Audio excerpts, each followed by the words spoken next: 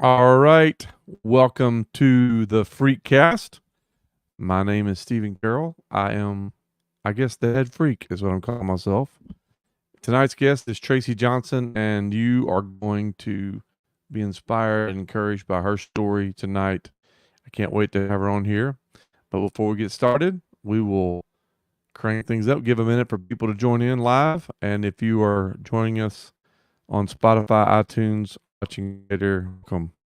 We're glad you're here. Make sure you subscribe, follow, and share.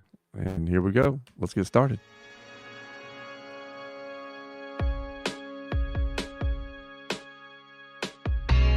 There's no air in this room. I'm somewhere, lost my shoes. In this mind, you will see who you're really gonna be. Hollowed out, filled with sin. Keeping watch, I don't pretend. Feelings thrown into the ground. Pick it up and spin around. Stay true, I don't wanna be in this room. Stay true, I don't wanna be in this room. All right. As always, that is our theme song. That theme song is by Kids in a Daze. Stay true. Stay true to the vision, to the purpose, what we're all about. The Freakcast is all about everyday people just like you that have faced extraordinary challenges, whether it be cancer or other diagnosis or all kinds of different challenges in their lives. And they have walked through those things or maybe still walking through them, as you're going to hear tonight. And they have come out on the other side. And they are living examples of what we can do. So make sure you go all the Kids in the Days if you haven't yet. Also, our theme is Revelations 12:11. That idea of that we overcame the enemy, the beast, by the power of the blood, our relationship with what I believe, our relationship with God through Jesus, and our testimony, our story. Every story matters. Your story matters. And listen, if you know some people that have got extraordinary stories, maybe you are one of those people. I would love to have you on the Freakcast. So make sure you message me and we will put you on here. We'd love to do that. Tonight's guest is Tracey Johnson. Tracey is an incredible lady that I've been blessed to know for a while. So we're going to bring her in here and let her share her story with us tonight. Can't wait to have her on and let you hear all the neat things that I have been able to be a part of over the last year or so. So here she is, Tracey Johnson. Hey, Tracey. Hey, How are you? doing good. Doing good. Good.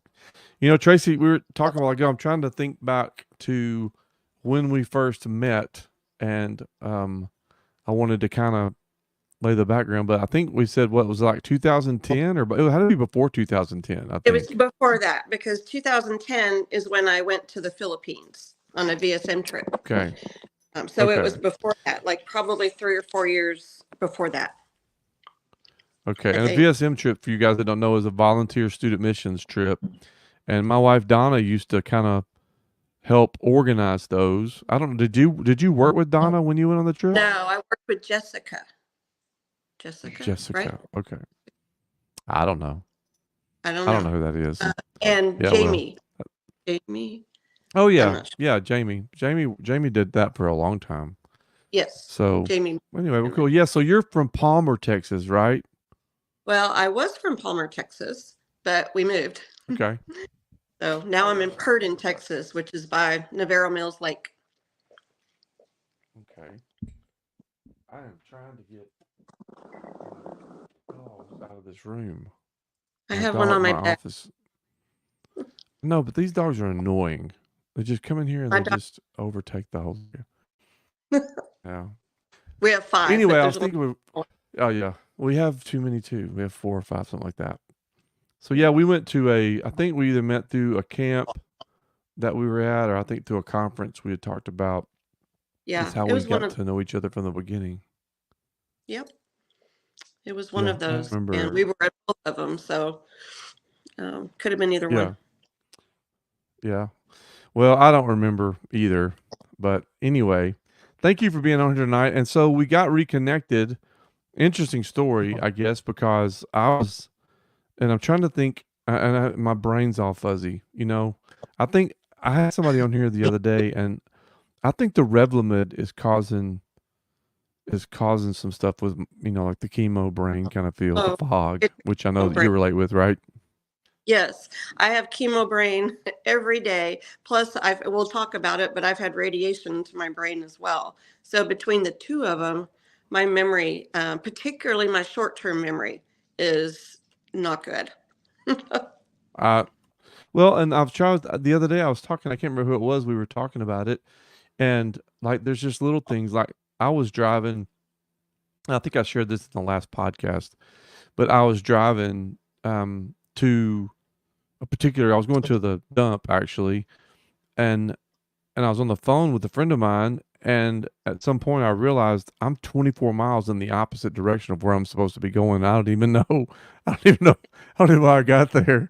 So, Yeah, anyways, the I struggle is real understand. with all that. I understand it. I'll be mid-sentence and not be able to pull the word, of what I'm trying to say.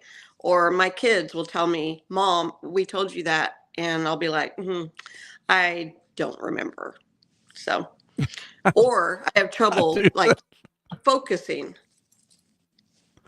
Yeah, I do that all the time. And Donna, my wife, will be like, uh, "I, you just like the other night we ate supper, and then I did some video work, and then I went back in there. I was like, I need to eat supper, and she's like, you ate supper. I was like, oh yeah, that's right, I forgot. I've got so many Anyway, stories like that. Yeah. yeah, I'm starting to relate more and more to that. Anyway, so I got diagnosed in July of 22 with multiple myeloma. For you guys that don't know my story, and I'll tell you just a little brief thing because it ties into how you and I reconnected. Right. But I got diagnosed with multiple myeloma in July of 22, and I'm trying to remember if you reached out to me or I don't remember how that went down. I saw you in the waiting room of the infusion uh, That's area. right. That's So, right. see, area, that was the word I couldn't describe it. Where we Yeah, that's wait right. to get infusions. I saw you. That's right. And that was early on in my journey. I think I had just kind of, I mean, at some You did. point it was one of my first treatments or something like that, I believe. And It we was. reconnected that way. Yeah, it was your first treatment because we talked about some of the things that could happen and, side effects, brain, Yeah. chemo brain. Yeah. How crazy is that? I mean, honestly, and people talk about just, you know, my first treatment, right? My first moment that I'm going there, and here you are. I mean, I say this word loosely, but I mean, I don't know, I want to say the word veteran, but you're a returning Yeah, guest, obviously, which was is that bad? I'm right. sorry. No, it's Yeah, cool. If I don't yeah, laugh about it but and joke about it, what have you got, right? exactly, exactly. But just so you know, what an encouragement it was for me at that moment, because if you remember, at that point they were still doing COVID protocol, and so Donna wasn't able to come with me, and so she was frustrated, and so I was going through on my own and had no idea what to expect. And there you were, in my path. And I don't believe in coincidence. I believe everything happens by providence. And so Agreed. having you there, was really special. So I'm really thankful for your that moment. Well, thank you. I appreciate that.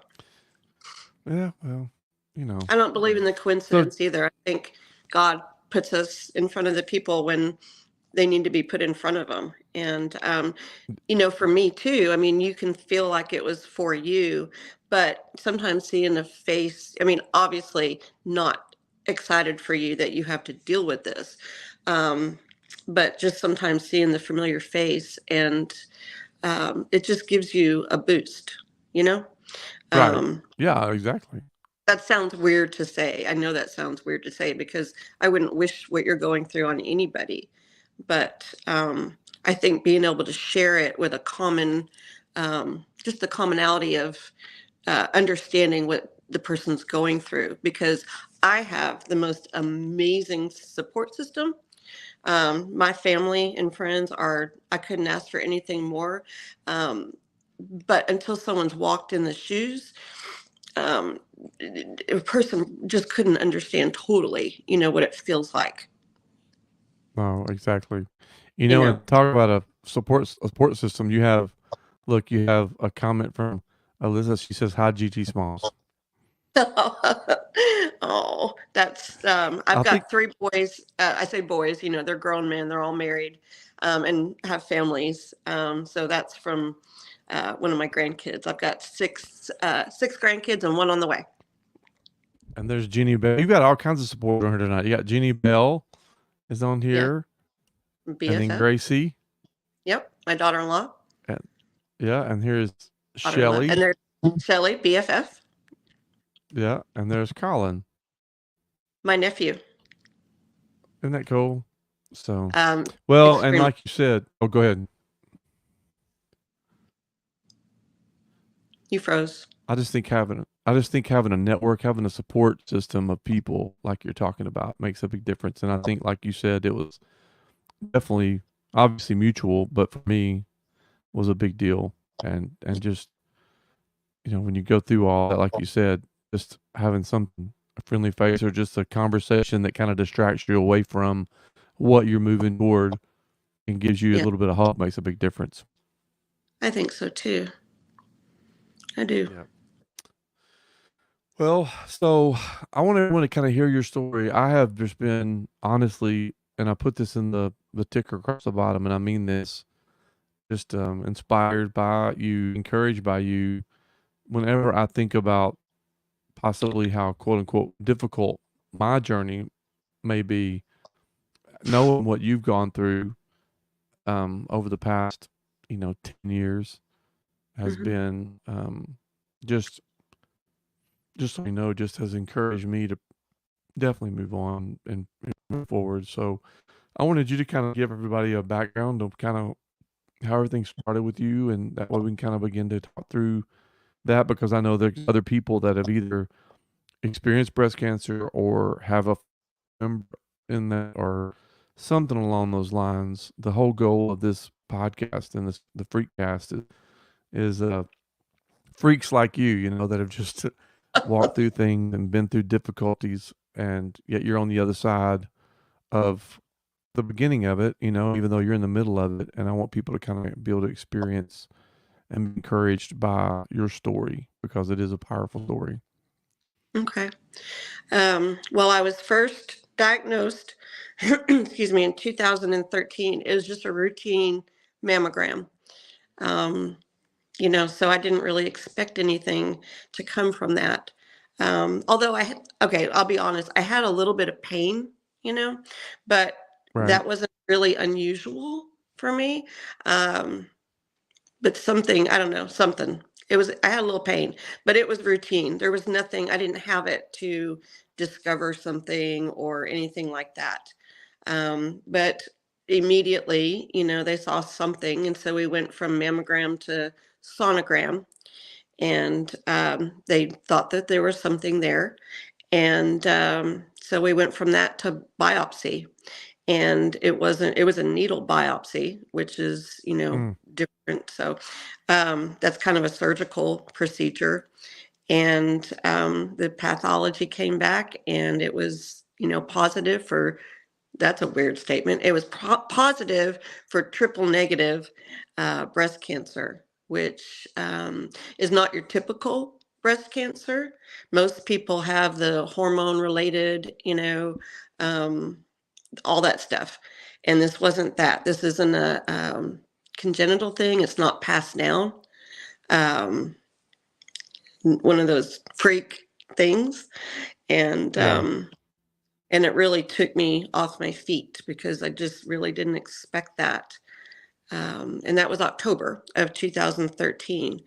And my breast doctor and my now oncologist, or not now, but then oncologist, recommended, that we do a bilateral mastectomy because it would be the best way to try to eliminate every last cancer cell. So Right. that's what I did, and did that in November. It all went really, really Wow. fast. Yeah, we Yeah. did that So in that's yeah. So, recovered from that and started chemo in December. I know I had also had two reconstructive surgeries, and that time frame is a little muddy for me, you know. Um, yeah. but I had two reconstructive surgeries. One was, just the start of it, and the second was to kind of fix things a little bit. But I did start chemo, and what I do know is that my last chemo for that time was in March 20th of 2014, because that was a date for me, like I'm going to be done on that day. Um, Yeah. that was the worst chemo that I've done in this whole journey. They call it red devil chemo. They call it that for a reason. It red. The drug is red, but also it's one of the worst. I Yeah. had it was bad. I mean, I was throwing up constantly. It was body. If you can imagine having the flu 24/7, that's what it felt like. And I was Mm. working and working for the school district, working with kids with behavior problems, and I stayed. Two reasons. Um, the first is that, I mean, obviously I needed my insurance at the time, but mostly it kept me going, like it just Yeah. Mentally. mentally kept me going, knowing I had to, that I needed to be there, that the kids wanted me to be there. But at the time, I was going through a lot of physical changes, not just recovering, from surgery, but all the stuff with chemo, you know. Right. But my feet and my That's hands were, crazy though.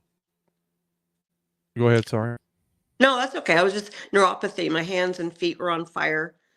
And, Yeah. but my job, I think at that time really helped me go forward with, also, my family and my, friends and all of that.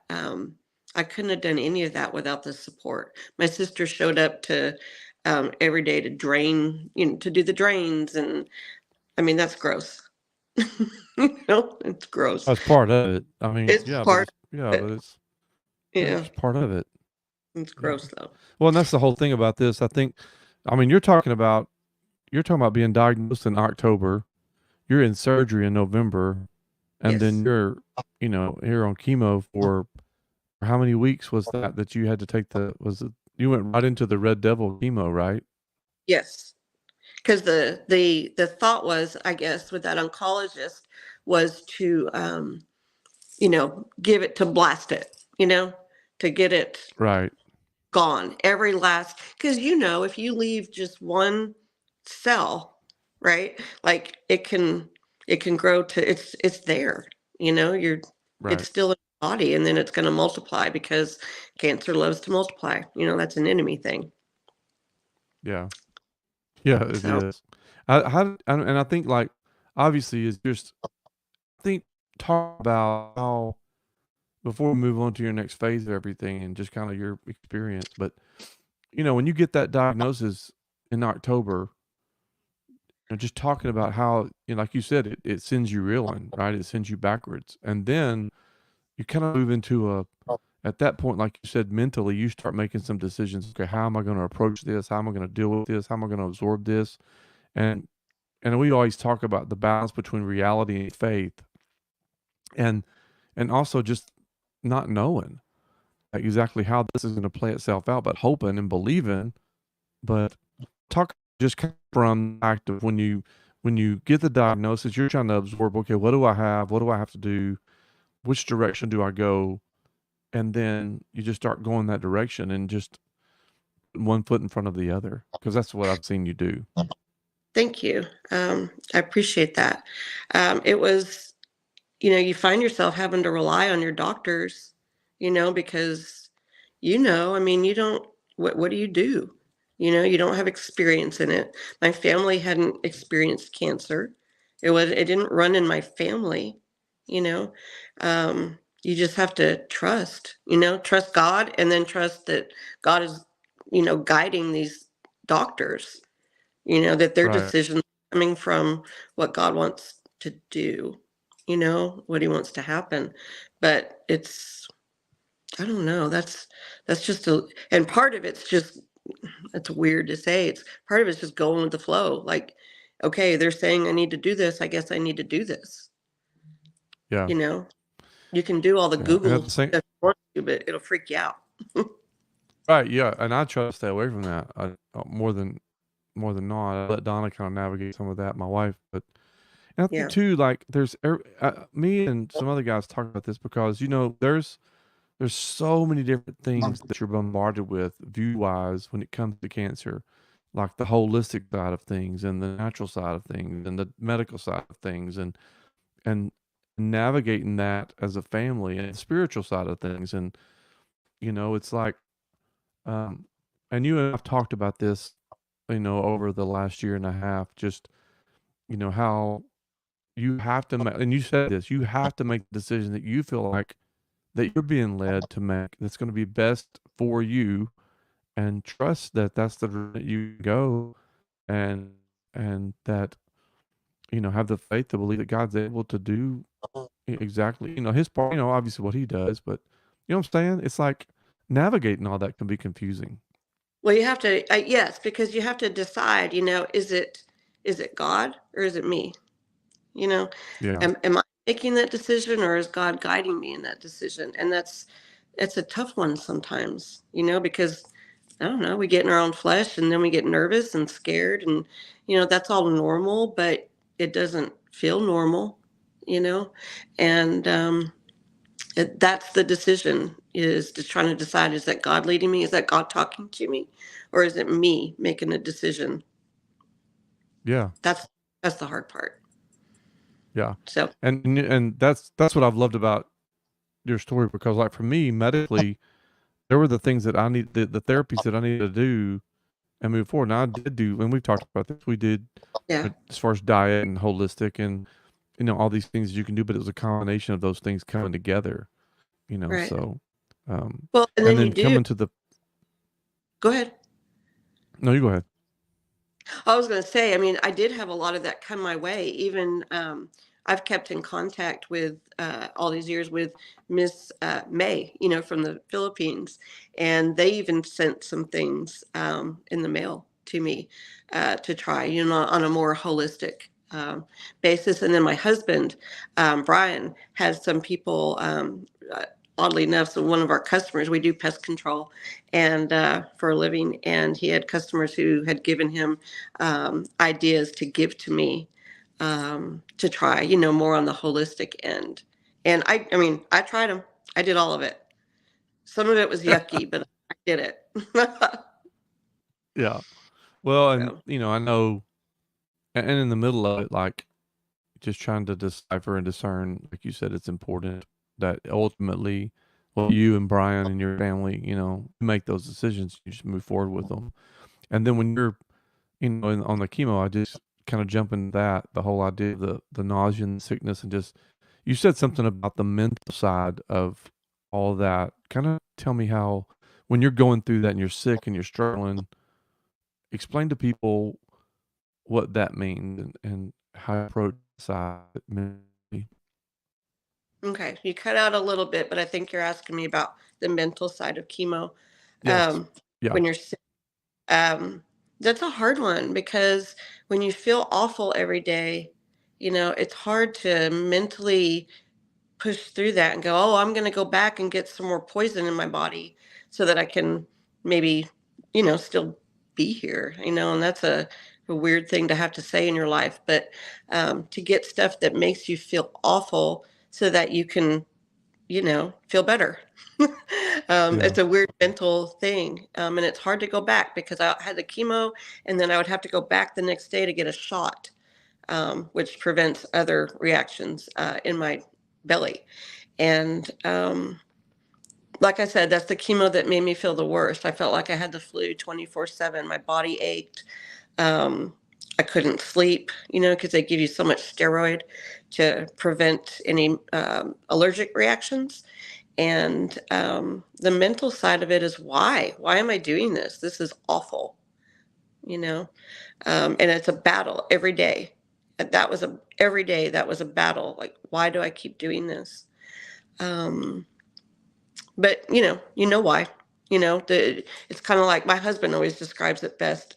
Always. He always says, there's the angel and there's the devil, right? And they're warring with each other, on both sides. And you have to, I don't know. I think that's partly prayer, and I think it's who you circle yourself with. And Right. I had the best. I still have the best people in my life to lift me back up. And I've always said, I tell all of them, you can have your bad moments as long as you don't live there. It's okay to Yeah, have a that's bad day. good. Yeah, we're going to have them. I mean, there's days that, I don't want to get out of the bed, or I don't want to push through and get more poison put in my body. Um, you just can't live there, But if you don't allow Yeah. yourself to have them every now and again, that's not good either. You know, you have to allow the feeling. You have to address the feeling, because for a while I didn't really address the feelings.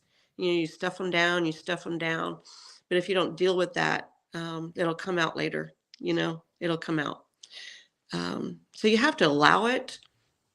You just can't. You have to just move forward, though. You can't live there. Deal with it and move on. And part of that's just faith. Knowing that God's got you. Either way, Yeah. God's Yeah. so. One of your friends just put this on the comments. Jody, Tracy, it's a bad day, not a bad life. That's right. That's my sister. Oh yeah. Yeah. Yep. I used to tell her that all the time. Bad day, not a bad life. Right. Yeah. Well, and again, I think that's a powerful moment, because it is everybody respond. I always say everybody responds to whatever they face differently. But I think Yes. the thing that I think you and I both will attest to this, and I believe it's true. And so that whoever's listened to this, or whoever's, and wherever you are in life, no matter how old or whatever the case may be, who you are becoming today as a person, what you're believing, that kind of choices you're making, who you're becoming today is foundational to how you're going to approach whatever you face tomorrow.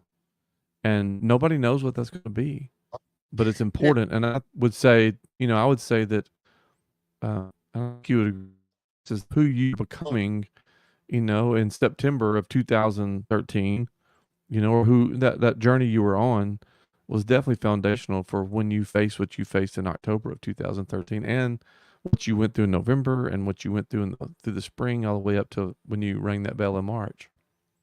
right. And then there's the other side of that is I have 3 kids, right? And you have to be that person. You can't melt down all the time in front of your kids, because what are you teaching them? Right.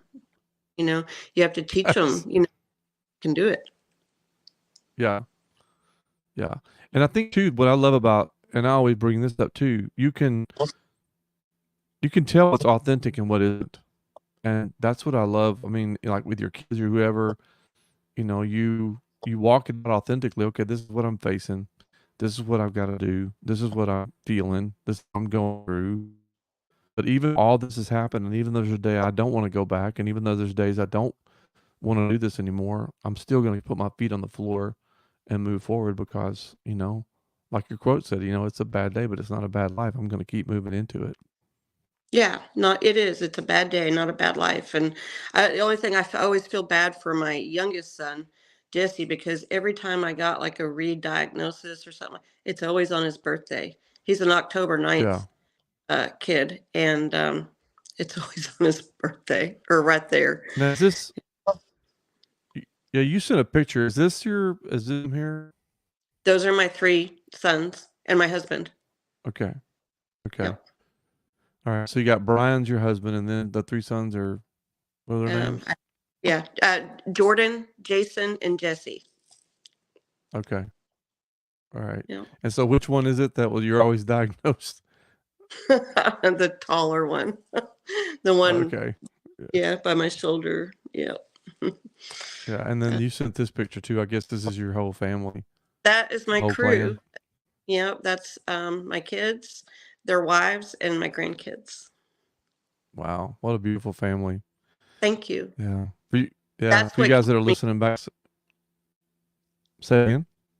that's what keeps me going, you know? Those Right. grandkids, I mean, my kids obviously, but that's a given, but my grandkids, I didn't even know what life was like until you have grandkids. So That's, that is the most amazing thing.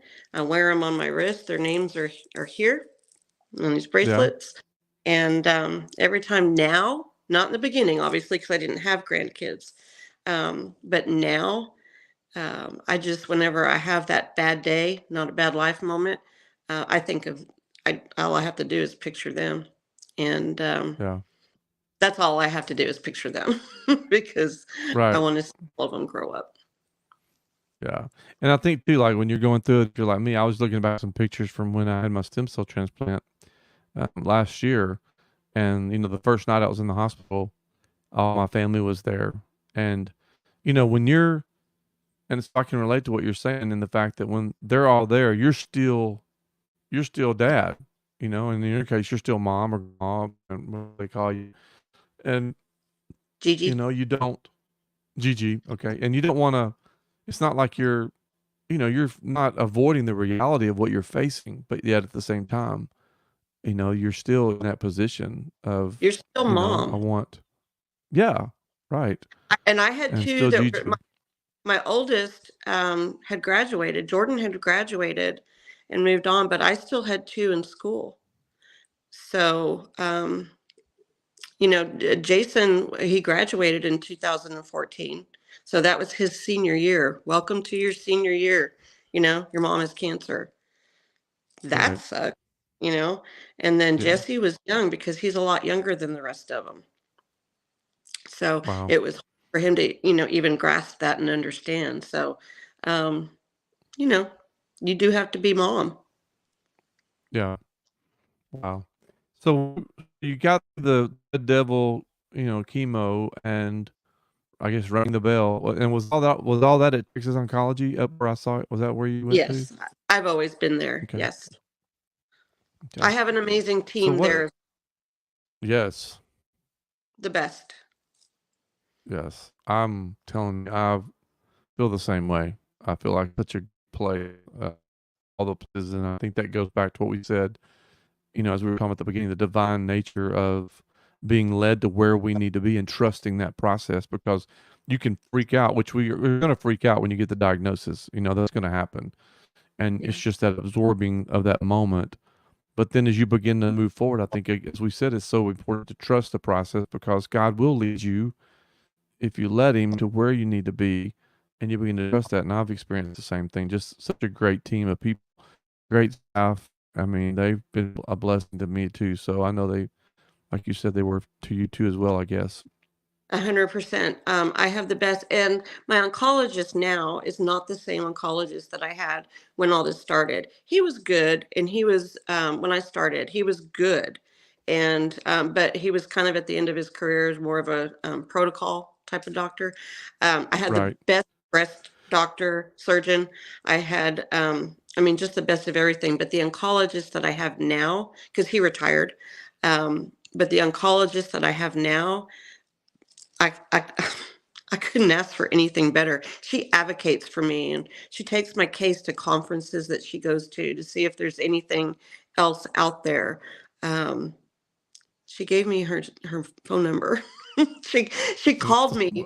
I was having an issue and she called me when she was on vacation to find out what was going on. So Yeah. I can't ask for anything better than that medically. You know, That's amazing. That's it is. awesome. Yeah. So after you rang the bell, just kind of pick up the story. So just kind of from that point, that's in March of 2014. Yeah. Where does how does it play out from there? Does it yeah, fill in the blanks for us. Okay. You go back to life. right? You go back to your new normal, because it is a new normal. Um, took a trip that summer with one of my best friends and my sister. Went to Florida, you know, tried to get back to normal life the way that, you would think of it. My son graduated from high school, was in the process of going to college, going to TCU. So I was busy, and Right. that's what I do. I keep myself busy. Everybody has a different way that they deal with things, and mine is to be sometimes over busy. That's what I do. I So it's relate what to I did. that. And so that was it. He goes off to college, and Jesse's still in school, and we just go back to life. Not in my brain all the time, there's always some little, and you can have the strongest faith in the world, but it's still there. You're still Yeah. wondering. But I went back multiple times, for tests and scans and all that, and everything, was great until 2017. So, and that's when I was re-diagnosed. It was 2017. Yes. And that's when the cancer had returned.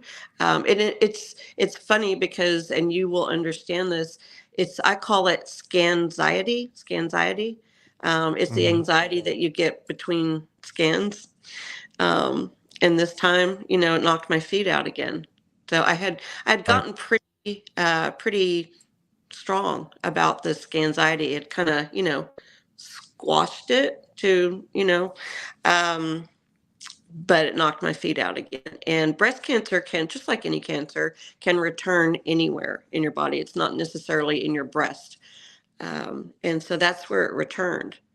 And so the decision, again, all the decisions, all the options and things like that. But at this time, it had to come out. That part wasn't an option. So I went in for what they call a major rib resection, which is where they take out a section of three of my ribs and replaced it with, I don't know, plastic, some material, right? and Mm. um, and that time I did, instead of chemo, we did radiation to that spot, because at that time it was localized to just that spot. Because, they check, And um, all the margins. That's a word you learn in cancer, the margins. And they checked all the margins, and the margins were clear. And so we did radiation. So that was 35 treatments of radiation. wow. So it was in your ribs, or where was it at Yeah. locally? Yeah, it was right on my ribs. Okay. So But it's still breast cancer. okay. That's crazy. I know. So it's still classified as breast cancer, but yet it's in your rib and the bones. Absolutely, because it's the same cells, it's the same cancer cells, and that's what pathology came back, and that's what it is. Breast cancer, like I said, once you have that, it can return anywhere in your body, and Yeah. that's where it returned this time. Now, when I finished the first time, my margins were clear, which is a good thing, otherwise we wouldn't have stopped. But, it can always return, I guess. It can always Right. return. And I didn't make it to my 5-year goal. If you make it, they say if you make it to your 5-year goal, that there's a real, your stats go up as far as it not returning. But I was close, but I didn't quite make it there. So, Yeah. Yeah. And I and and and we've talked about this too. So you had, just to recap, so you had the three ribs removed, which got the cancer as far as where it was where it was at, removed yes, that, and you had 35 radiation treatments on that area, but on that there was area. no chemo involved. Yeah, but there was no chemo involved in that No, treatment. no chemo Okay. on that one. It was just radiation to that specific area. Is that every day, like 5 days a week that you have to do Yeah. that? Yes. Yeah, that's what. Every day. So 7 weeks straight. Yes. Yep. 7 weeks straight. And And yeah, that was 7 weeks straight. the appointments are like what, 10, 15 minutes, or are they longer than that? Oh, they're not very long. They're a little longer than that, but no, I mean the actual radiation, the whole process of going in and checking in and all that takes a lot longer than the actual radiation. Um, this the process before that. You have to have because radiation is a physics question, right? They'll go in, they'll take the pictures, they make a mold or a cast or whatever, and then it goes to the physician and the chemo brain. I don't know, the other Right. doctor, radiation doctor, and they come up with it's a physics thing. They come up with a plan, and then you go in for the treatments. So it could be a few weeks before you start. Um, and yeah, the actual session, once you're in there and laying on the table for the machine, it doesn't take very long.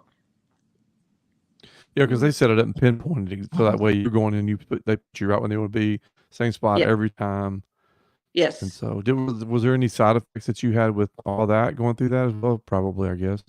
Oh yeah, definitely. Radiation makes you so tired. I mean, tired where you have trouble lifting your head up, kind of tired. And I had nausea. That's not totally common, the nausea, but I did have it. But it takes everything out of you.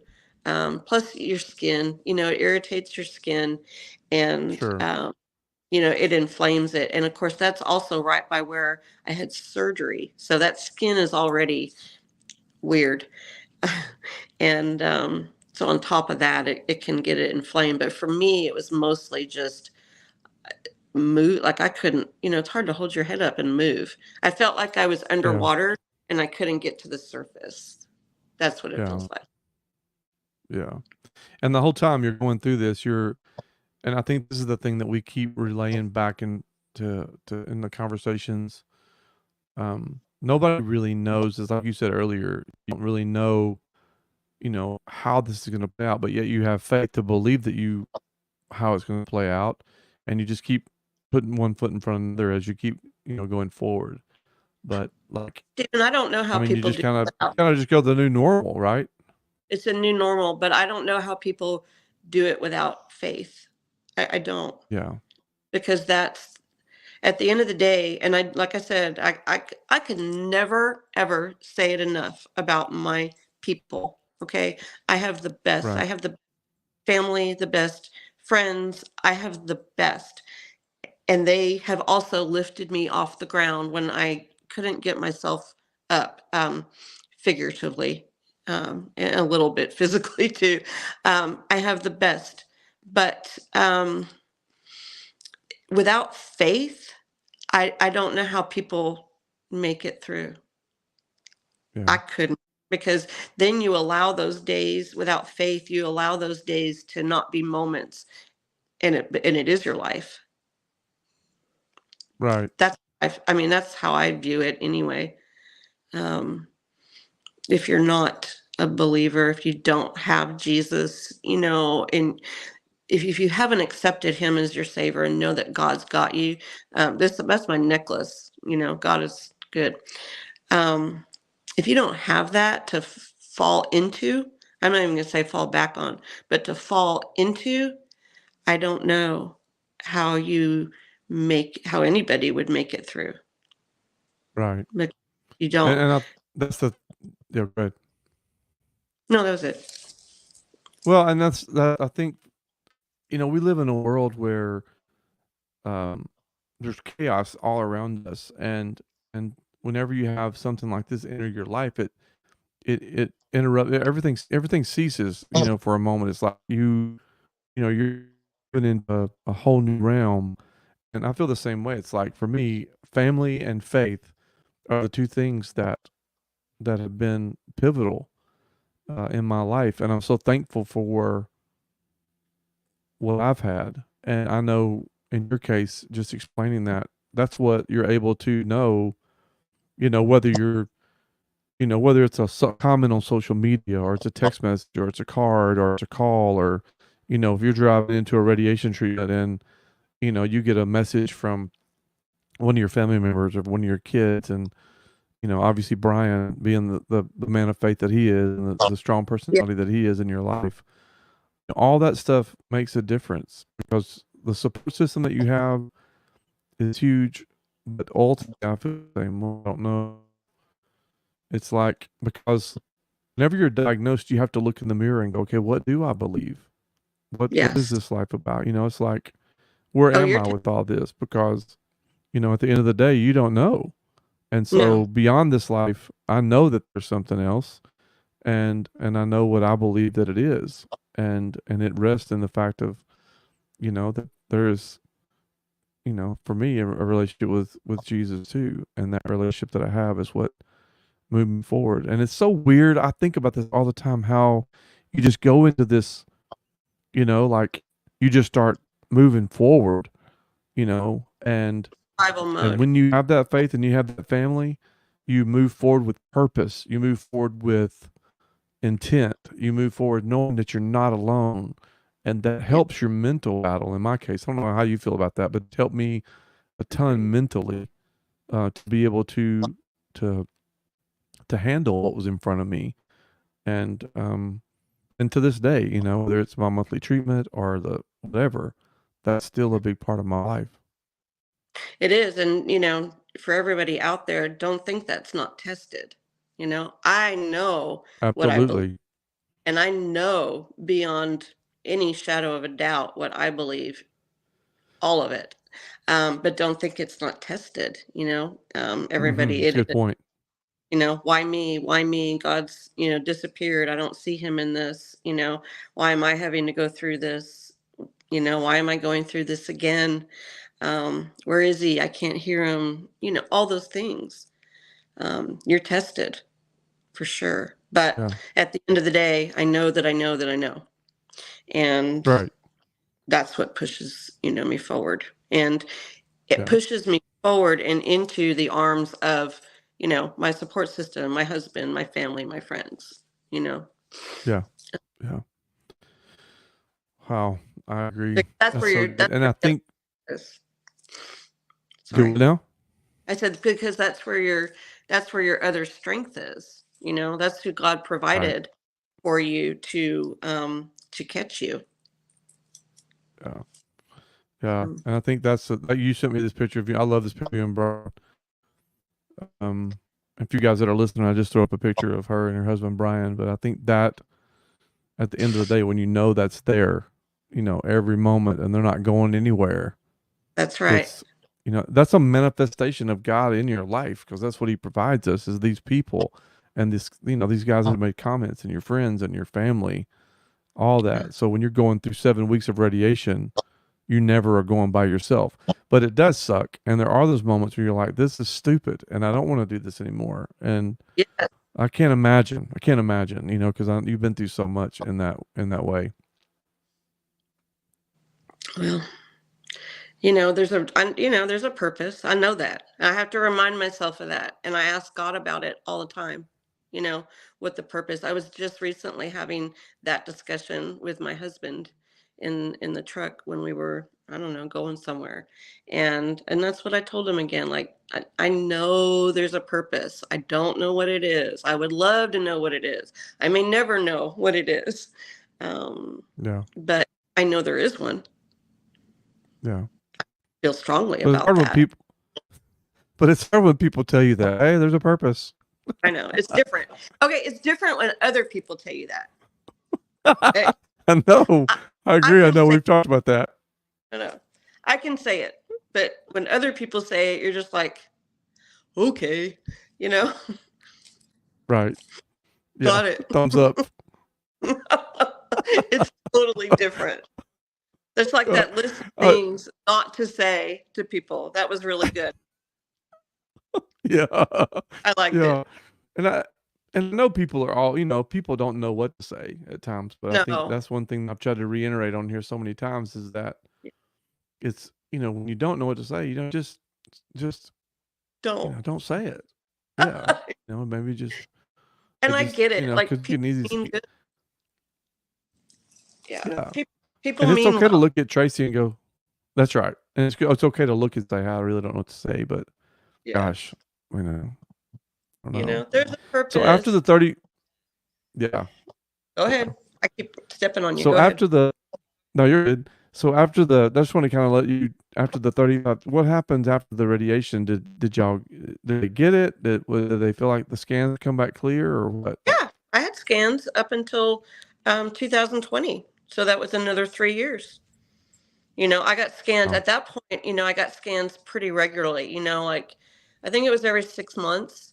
And then after a year or two, I think we went to a year, if I remember that right. But that's chemo brain too. The time sure. frame sometimes can be a little muddy for me.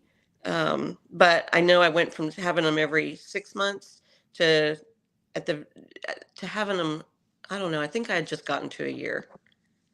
And then in 2020, it happened again. And that one really sucked, not just because of the diagnosis, which was a worse diagnosis, but that one happened on the day that my youngest son proposed to his now wife. Gracie. Um, we had planned this big thing, for the proposal.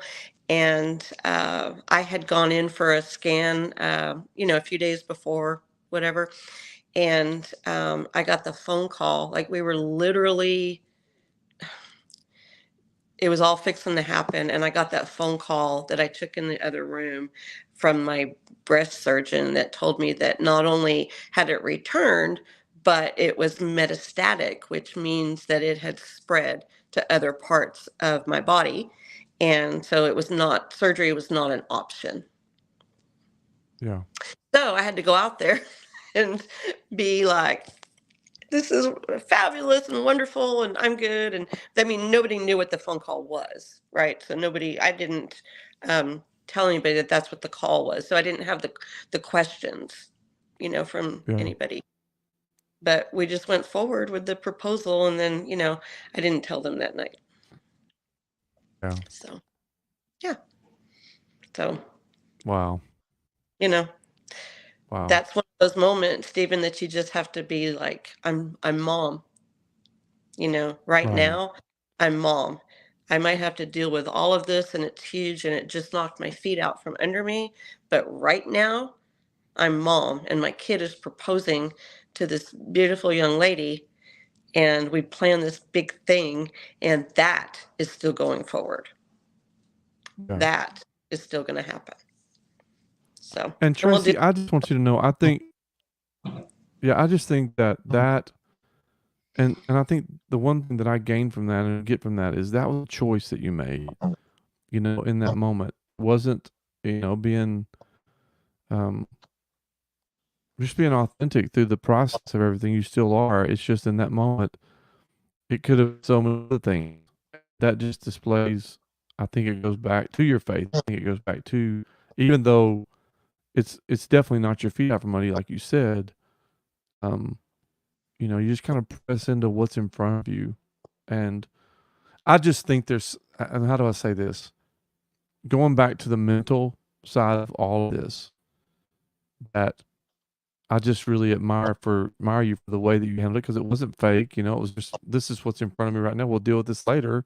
This is more Yeah. important, and that It that was, was it's a huge statement. I appreciate that. It was more important because that was going to really affect the rest of his life. So, Yeah, it was important and I wanted it to be, perfect. I wanted it to be good. I wanted her yeah, to have a good proposal. But I'm not a hero in that. And I don't want to make it sound at all like I am or that I was, because I'm not. After that was all over, right. I went to the bed and cried my eyes out and Yeah, let that moment happen. More than a moment. That was more than a moment.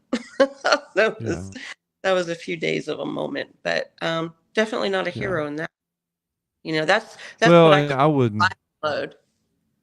Yeah, that's right. Yeah, it's Yeah, survival mode, and I don't that's not think the word hero mode. hero. I think, yeah, I just think choices because Yeah, you know being able to ah, make a choice like that in the middle of that moment, and then you're able to absorb it all, like you said later, and just I can't imagine. There's no way we can. There's so many people listen to this. I think it's the reason that we want to have conversations like this is because this is everyday life. This is what people go through, and this is your journey, your story. And I do believe what we said at the very beginning, that you've already explained to me and shared that, hey, you know what, we overcome what we face, whatever it may be, through the power of the blood of Jesus, his salvation, and then our story, our testimony, because our story is telling how that our faith is what moved us through, and our faith made a difference. And even though humanly it sucked, and like you said, you cried your eyes out, and it was so I can't imagine the disappointment and the just all the feelings that were involved in that. There's no way I could This imagine time all it that. was But fear, right? This time it was fear because we couldn't just cut this out. When he said, surgery wasn't an option, it was a different kind of fear that gripped me, and I did let the enemy in for a while, um, because it plays with your mind, and um, metastatic is, hey, we're going to have to deal with this. This isn't, oh, let's get a scan every 6 months or let's get a scan every year. This is, we're going to have to do something.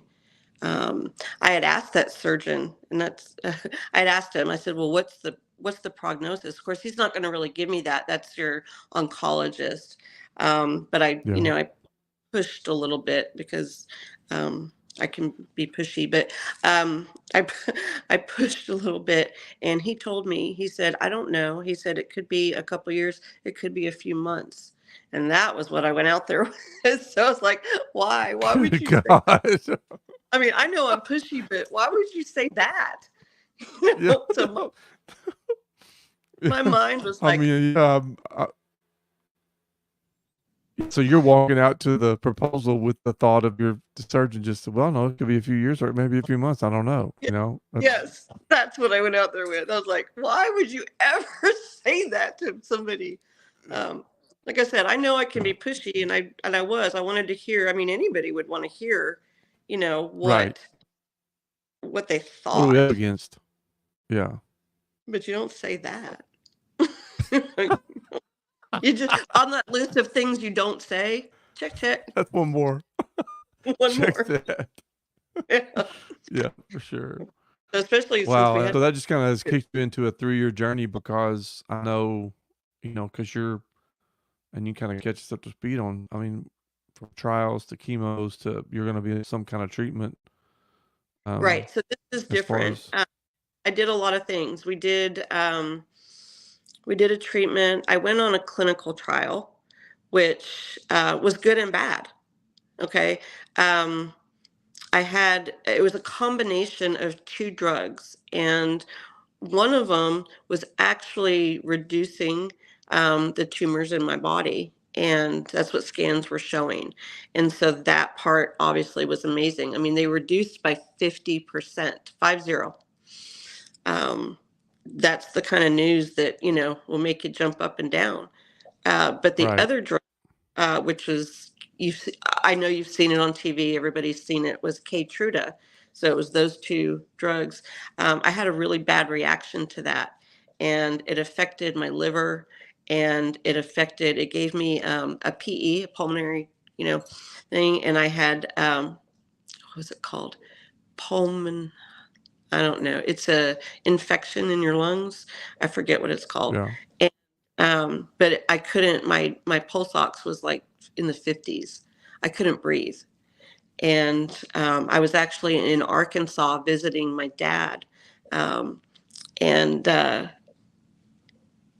that's when it really. I felt bad before I left. I knew I felt bad. I knew I didn't feel good, but I wanted to go. One of my sisters was with me, and I want to, and that's, I shouldn't have done it, but I did it. And because that's just, I do those things sometimes. But it got worse Yeah. when I was there, and I couldn't breathe, and I felt really, really weird. So she brought me back and we went to emergency. There's I don't know if you know this, but there's actually a cancer ER across from the Stanman's Yeah. building. Yeah. I've Okay. Well, been I've been, there. okay. I've been there too. Um, And so she took me to the emergency there, and yeah, it was the Keytruda that caused all of that. So Oh, they wow. took me not off the trial. That's when they just took me off the Keytruda, because that wasn't the drug that was working. It was the other drug called Live. They called it Live One. I don't know what it's abbreviations, but we continued after that with that drug.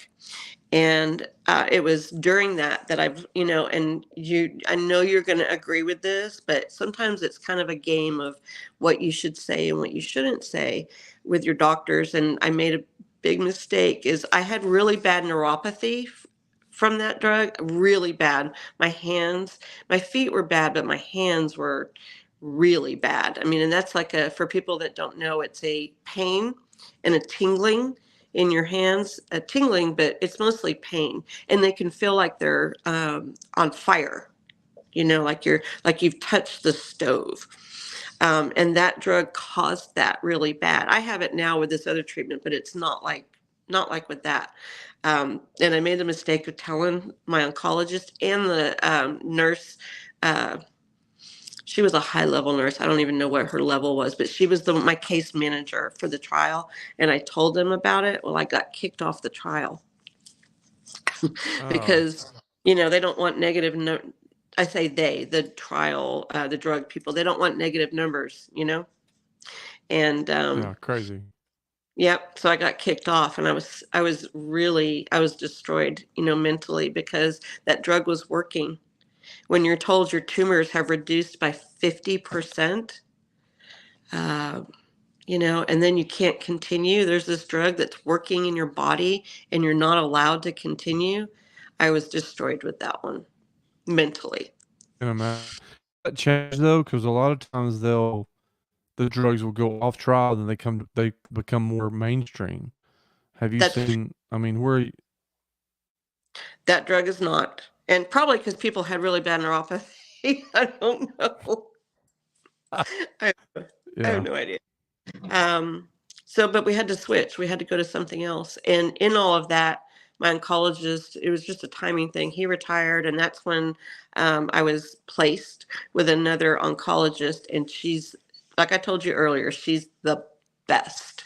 She's the best. So yeah. I am currently on a treatment that I've been on for a good while. I think in the spring it'll be 2 years that I'm on this treatment, and it's been keeping it at bay.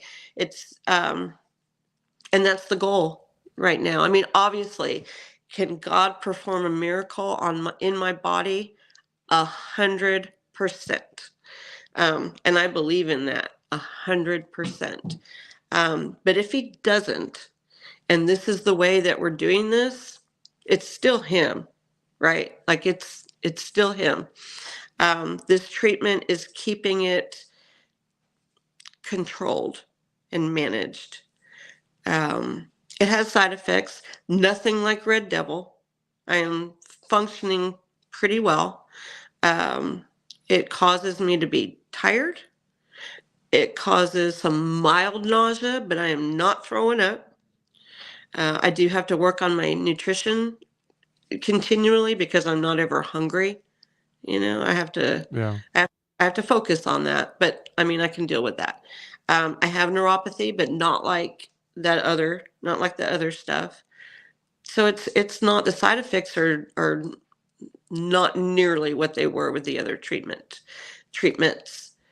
But I probably won't be able to. I mean, I don't even want to say that. There's a really good chance that at some point I'm going to have to change treatments because your body, gets immune to it or builds up a resistance to it, because cancer is really funny that way. Cancer, like Yeah. it's just snakes around stuff. And after you've been on something for a while, it doesn't work as well. With this Yeah. particular cancer, since it's so aggressive, if it stops working, then we have to go to something else. But the cool thing is that my oncologist is already on top of it, and she already has in her plan what the next treatment would be if this stops working. But that's Yeah. where we're at. Now, I did have 3 spots come up in my brain. I also had one on my retina, and that was a different story. So I've had radiation. They call it stereotactic surgery. They're not actually cutting, it's radiation, but that's what it's called, to my brain. And I've had that twice, and it did reduce those tumors. So That's where good. they were those were considered non-detectable.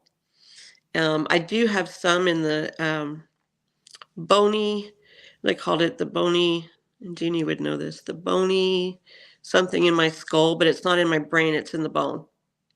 So Yeah. much better than in the brain. And I'm not going to lie to you, when I was told it was in my brain, I was like, okay, that's it. No, that's good. Yeah, I I had mean one of that's those gotta yeah. moments. I'm Yeah. done. No, who wouldn't? I mean that's I to mean, get that kind when of it goes nose to and your brain, that yeah. everybody tells you when it goes to your brain, okay, that's it. You don't have, Yeah. but so that was a moment for sure. But it wasn't, it ended up not being the my life, because that treatment helped that. And like I said, I've done it twice. Um, and then, in October of just this last year, I had a seizure during treatment. I forgot about that. I don't know how I could ever forget about telling you that. I had a seizure. Um, I don't, as I've told you before, I don't have my treatments anymore at Salmons. I go to the other Right. location for so many reasons, but most of it's the wait. Don't have to wait. And I guess I was asleep because everything is, I have a port because my veins are awful. The IV it's terrible. And so I got one of those ports, that it's just, they just access the port, medicine goes in. And one of my pre-meds is, well, it's got to be for yours too, because it prevents reaction, is Benadryl. And when you get Benadryl Yeah. straight in, that's an Yeah. instant, like, tired, and you sleep. And I was asleep when it happened, so I didn't have any warning or anything.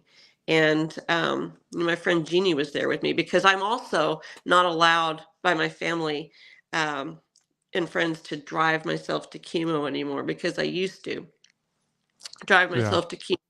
But it made me so sleepy one time that I spent 2 hours napping in my car in the parking garage before I drove home. Yeah. So they So they're don't like, let me. we'll take you from now on. Yeah. Yes. And so Yeah, my Jenny friend, just commented. Jenny just commented this. She said, "Worst day of my life." yes, I So felt afterwards, and I was in, because I have no memory of it. But just the things that she told me, I felt so bad for her to have to watch that, because I think it right. lasted, and Jeannie, correct me if I'm wrong, but I think it lasted like 10 minutes. That's a long time to be watching that. And I was clamped down on my tongue for that long. That took the longest to heal. Um, but she pushed, and I'm so thankful for her, because she pushed them to take me to Salmons, to Baylor, because they didn't want to, because it's not in that area, their parameters of, Yeah. area. But they were going to take me, like, I don't know, somewhere else, Medical City, something. But she pushed and pushed. To take me to Baylor, because that's where my doctors are, and that's where my stuff is, and my records and all that stuff. And I would have hated to see that from in somebody else, so I can't imagine what that was like for her. But honestly, I have no recollection of it, except for like 3 seconds in the ambulance. I don't remember it happening. I don't remember being at the hospital. I don't remember going home. But Yeah. the seizure, they feel, was caused by either, and I'm fixing to find out I don't know, maybe next week or the week after, I don't remember. I'm fixing to find out what the EEG said that I had later, but they think it was either because of my brain or the bony lesions here that were pushing down. Not sure. but I'll find out here shortly, next week or two. I can't remember when the Yeah. appointment is because, again, memory issues. New It's written normal down with somewhere. Well, well, at least I get a text message, so I always I just kind of wait till I get the text message because they're always good about relaying the appointments to your text message. So Oh, I know yeah. I've got. In fact, I know I've got an appointment this next month. I'm just not sure when. I just wait till I hear from them. So I love the text um, messages. It's good. And then yeah, me too. the automated calls. So there's Yeah, that. yeah, So yeah, so I had a seizure during treatment, so that was a bucket of fun. And then I felt like I'd been in a car accident because I guess your body tenses up really bad, like a accident.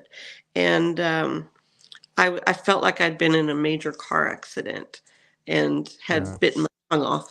But the other negative about that, I think my dog needs to go out. The other negative about that is that you're not allowed by law, you're not allowed to drive for 3 months. So go on, go on. I think they need to go out. So not only was I not allowed to drive to chemo, but I wasn't allowed to drive, period. Yeah. And you don't realize how much you depend on driving until you're not allowed to, especially during the Christmas. That's when I was because I couldn't drive either during that time. But Donna had to drive for me Yes. I during that have to whole season. again, your circle, right? I had to depend on Right. everybody. My sister came up every week on Mondays because that's when I normally watched my grandson Judah. She came up so that I could still do that and see him. Um, everybody did. My daughter-in-law, Alicia, she alternates with Jeannie taking me to treatment. And Jeannie does one, and then Alicia does the other one because I'm 2 on, 1 off for every month.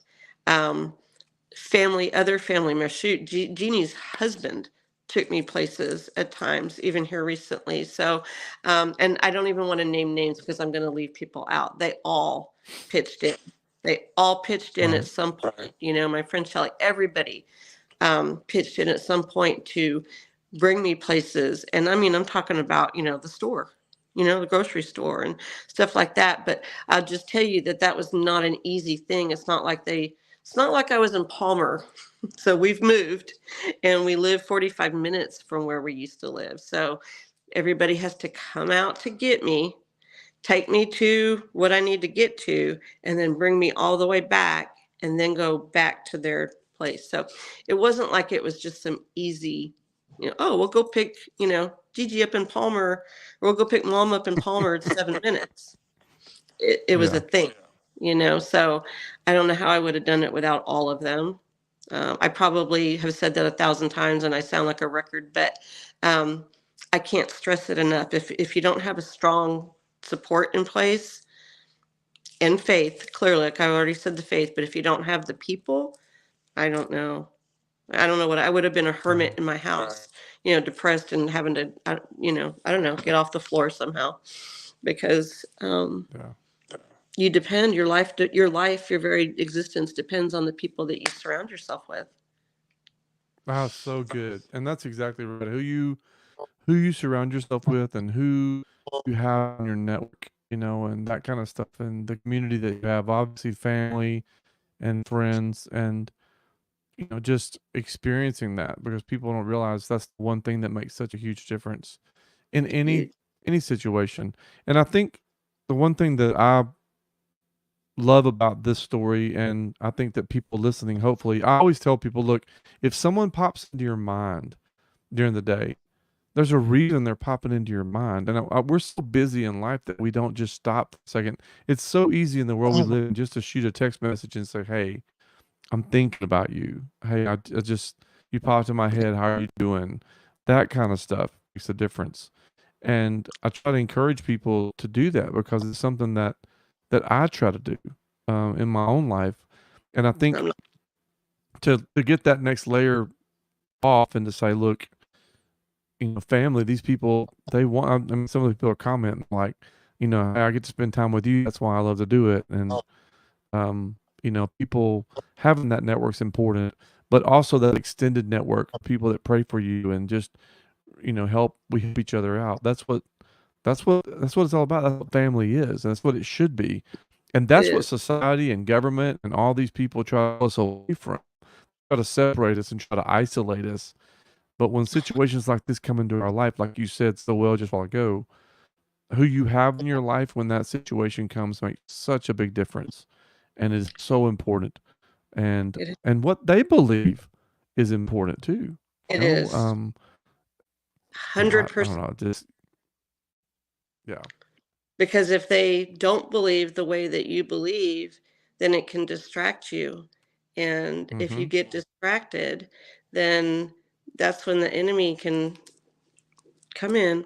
And it's a head game. It's not even a physical thing. It's a head game of here's a I'm not even going to tell it right, but here's a really good example of where your head can go and then other people being obedient. So there's a beautiful young lady um, named Madison. She's Gracie, the one that's married to my youngest. It's her sister. And when I got re-diagnosed in 2020, yeah, 2020, um, I was having some moments. And she was young. She's a teenage. She's just now 18, 19. And she was a teenager, it was a few years ago, and in the youth group. And, just having service and all that. She comes over to me and she prayed with me, which, that did not surprise me. But what surprised me is she had a message to give me about David and Goliath. And it was so eloquent. Like that, they couldn't have been her words. She was given that message to give me. But and it was an amazing message. But what surprised me, not surprised me, that's the wrong word. Um, what I was so, um, don't have the word, chemo. Um, I always say radiated brain. I don't know what Yeah. was touched me so much, and I was so thankful for was that she was obedient. How many True, teenagers that's out so good. there, how many teenagers would be like, no, I'm not going over there. I'm not going to say that. There's no way I'm going to go over Yeah. there and talk to her about this because this is like, Yeah. no, but she did. And I still talk about that because God was so on point that she wrote it on this. I wanted to have it ready, so I took it off my Oh, wall. I, um, yeah.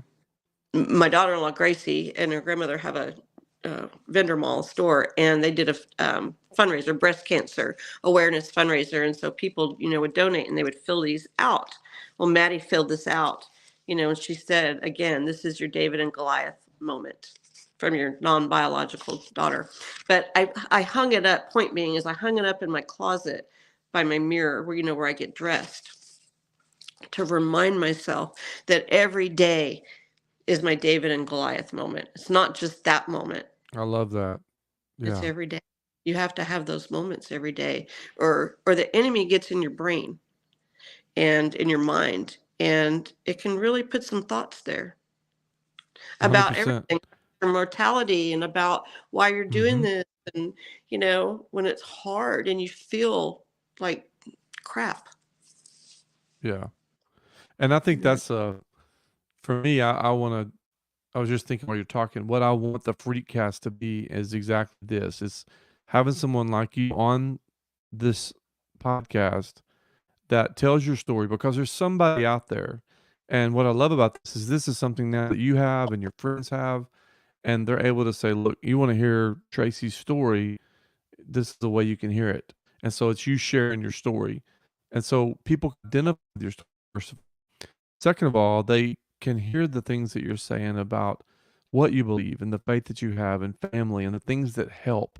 And hopefully by hearing those things, they realize, look, these things do matter. It matters that I go and pick somebody up, or it matters that I do these, that it makes a difference. And just like that, just like Madison, rather than stepping back and not stepping into what she felt like she was supposed to do, she did that, and by doing that, you've got that thing by your bed, and it helped you every day. That one moment of obedience made such a huge difference. in your Absolutely. life.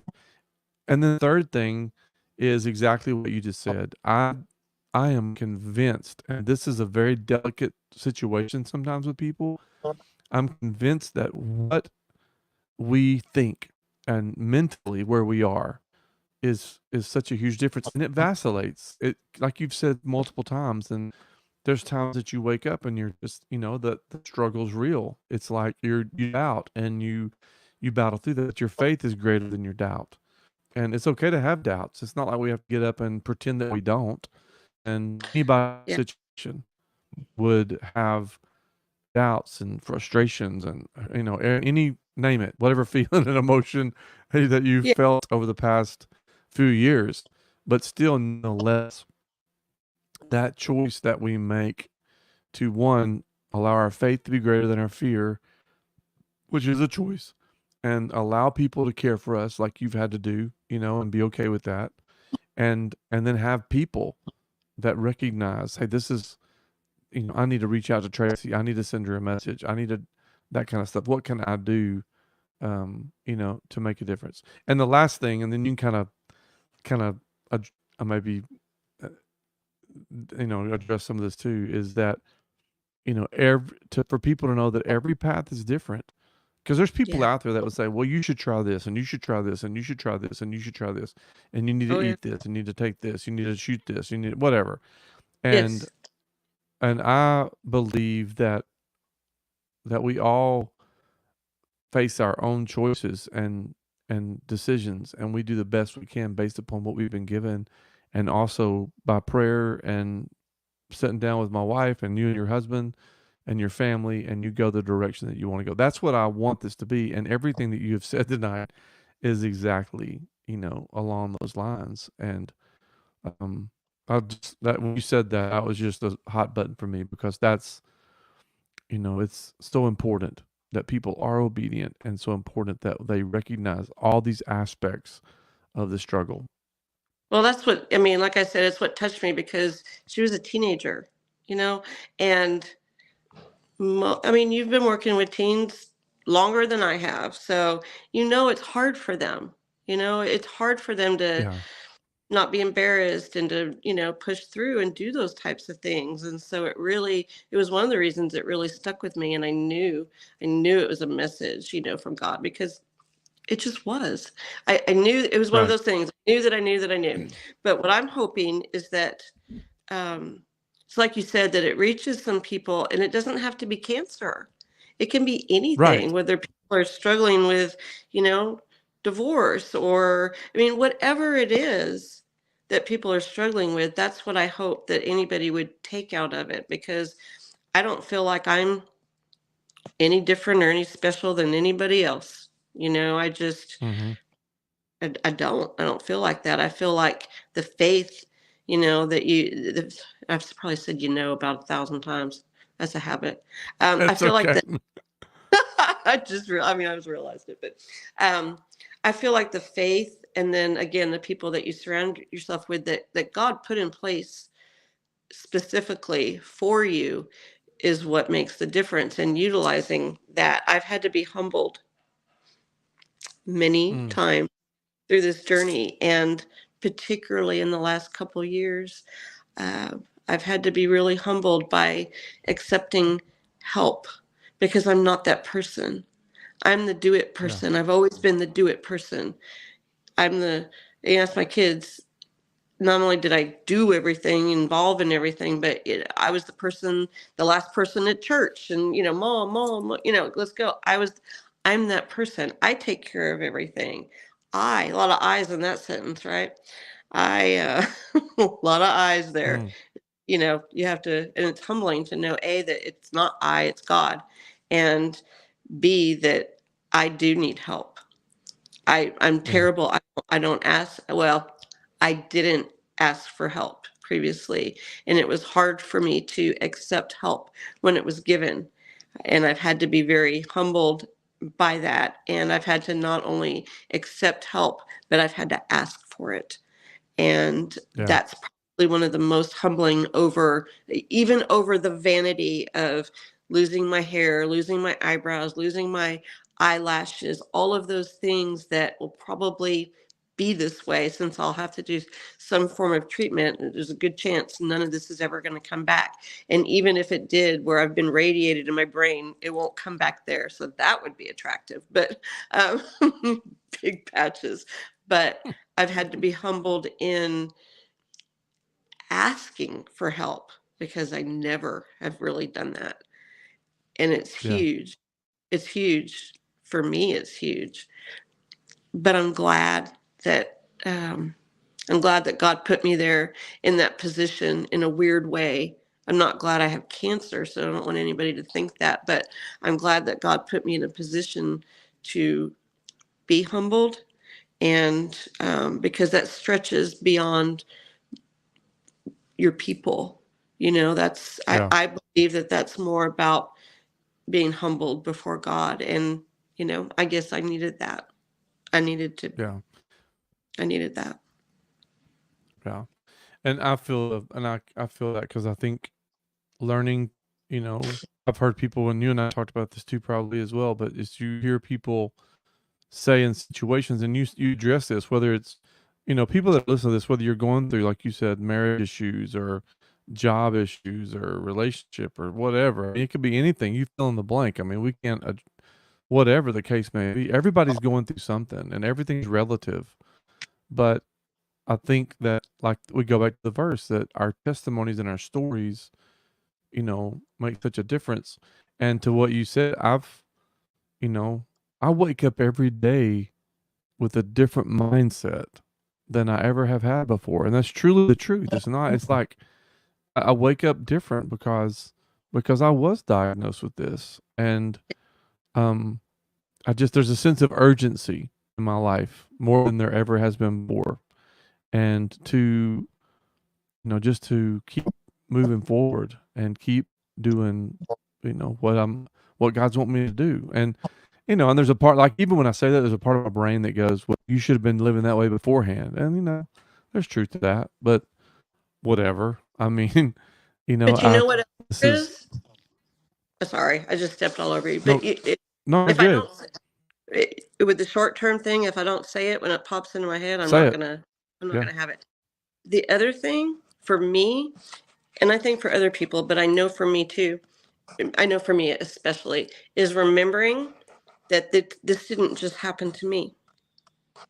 That's This good. happened to my husband. It happened to my Yes. kids. It happened to Yeah. all of them. Okay. It didn't just happen to me.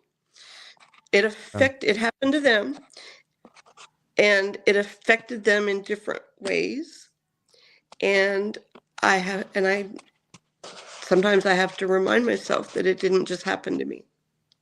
Yeah. That's a good reminder. In fact, there's been times recently where I've looked at Donna, I'm like, you know, I'm like, what are you feeling? I mean, where are you at with this?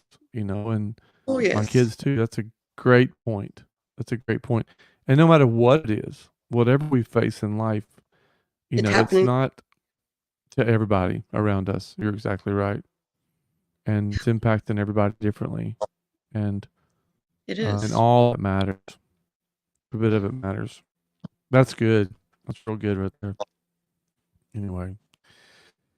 Well, I don't want to keep you, but I wanted to thank you so much, Tracy. I just feel like, and I say this, and I know that um,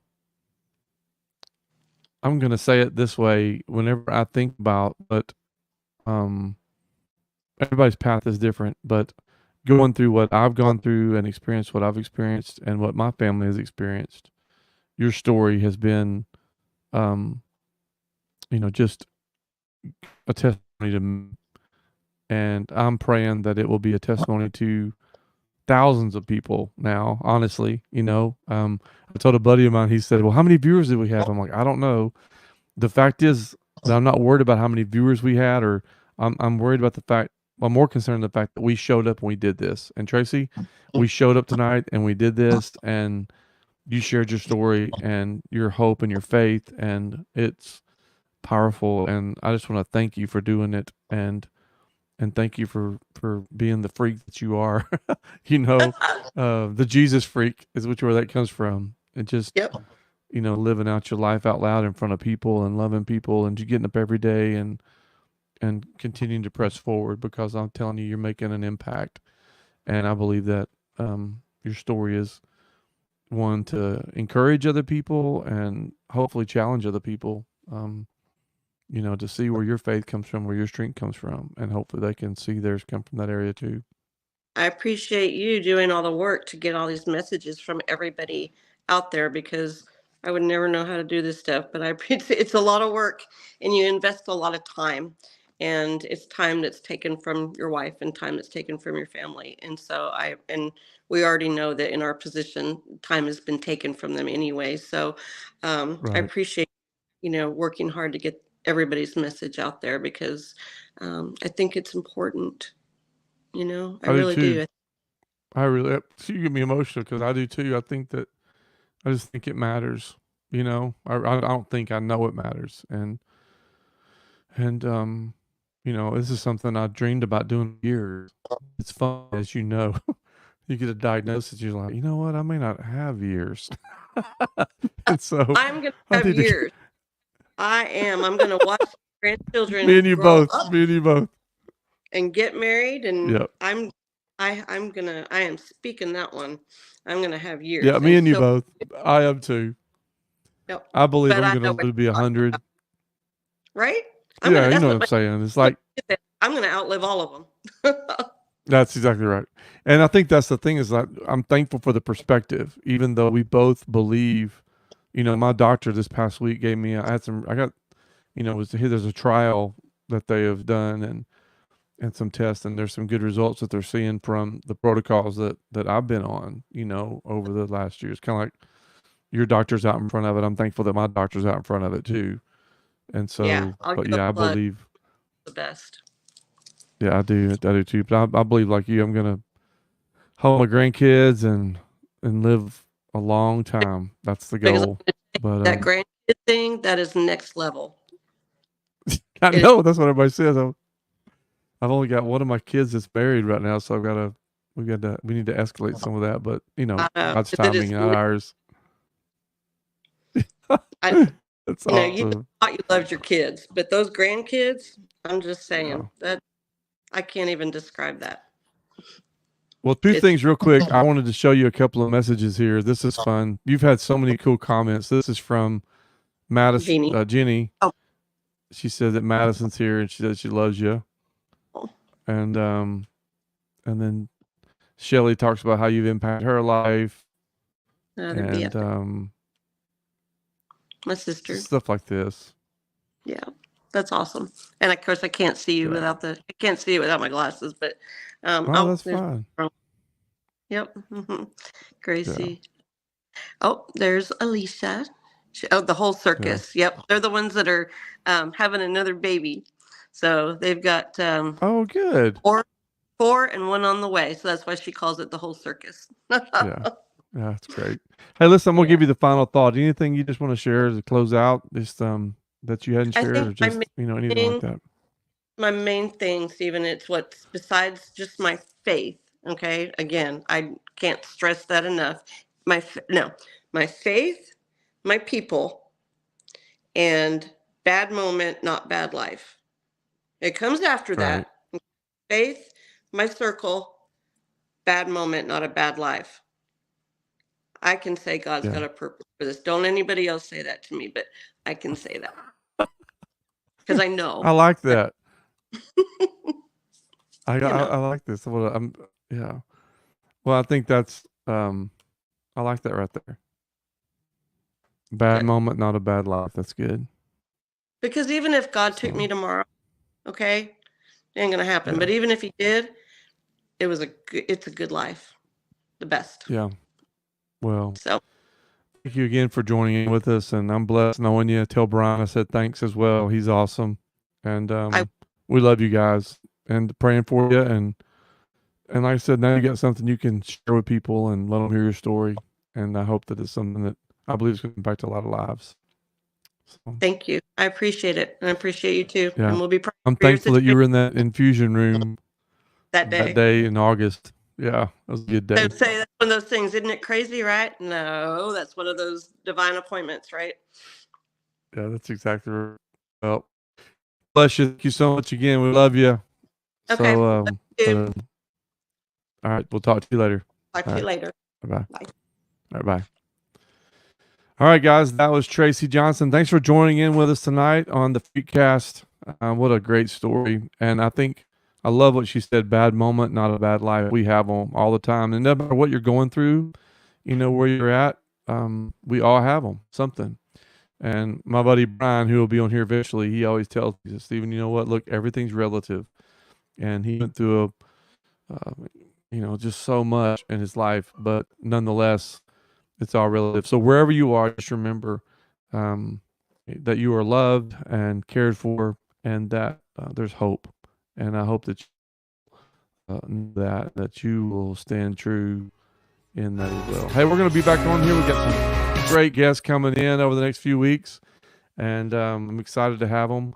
And so I'm going to put a schedule out. Make sure you follow along. We're trying to put out 2 or 3 of these a week because we want people's stories to get out. If you know somebody that you feel like, hey, they would be great, man, send me a message. I'd love to get that. You can reach me at Stephen at fightlikeafreak.com, Stephen, Even, at fightlikeafreak.com. So, hey, love you guys. Y'all have a great night. I'll take you out with a little bit of kids in a day. Stay true to what you know that your purpose is, and we will see you next time. All right? Talk to you later.